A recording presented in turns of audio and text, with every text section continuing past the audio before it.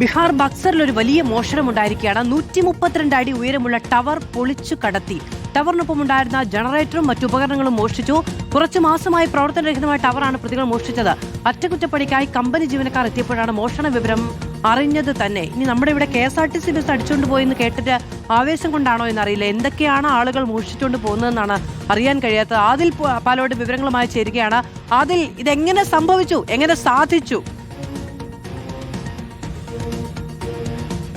ഒരല്പം കൗതുകമുള്ള വാർത്തയാണ്. ബീഹാറിലാണ് സംഭവം നടക്കുന്നത്. ബീഹാറിൽ പലതരം മോഷണങ്ങളുടെ വാർത്ത നമ്മൾ കേൾക്കുന്നുണ്ട്. ഏതായാലും ഇതൊരല്പം കടന്നുപോയി എന്ന് പറയാതെ വയ്യ.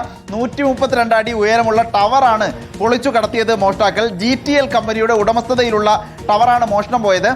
കുറച്ച് മാസങ്ങളായി ടവർ പ്രവർത്തനരഹിതമായിരുന്നു. ഇത് നന്നാക്കാനായി ജീവനക്കാർ കമ്പനിയിൽ നിന്ന് എത്തിയപ്പോഴാണ് അവിടെ ടവർ എന്ന് മാത്രമല്ല, ടവർ എന്ന സ്ഥലത്തെ എഞ്ചിനുകളടക്കം ആളുകൾ അടിച്ചുകൊണ്ടുപോയി എന്ന് ജീവനക്കാർ മനസ്സിലാക്കുന്നത്. ടവറിനൊപ്പം ജനറേറ്റർ അടക്കം മറ്റ് ചില ഉപകരണങ്ങൾ കൂടി ഉണ്ടായിരുന്നു. ഇതടക്കം പോയി. പക്ഷേ നാട്ടുകാരൊന്നും ശ്രദ്ധിച്ചില്ല എന്നും പറയുന്നുണ്ട്. ഇനി അഥവാ നാട്ടുകാർ കൂടി ഇതിന്റെ വിഹിതം കൊടുത്തോ എന്ന സംശയം പോലീസിനുണ്ട്.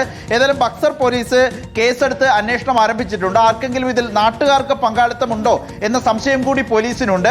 132 അടി ഉയരമുള്ള ടവറാണ് ഘട്ടം ഘട്ടമായി പൊളിച്ച് അവിടെ നിന്ന് നീക്കുകയും മോഷ്ടാക്കൾ വിറ്റ് പണമാക്കുകയും ചെയ്തത് എന്ന പ്രാഥമിക നിഗമനത്തിലാണ് ഉള്ളത്. ഏതായാലും ഒരു വലിയ മോഷണത്തിന്റെ വാർത്തയാണ് ബക്സറിൽ നിന്ന് വരുന്നത്, ബീഹാറിൽ നിന്ന് വരുന്നത്.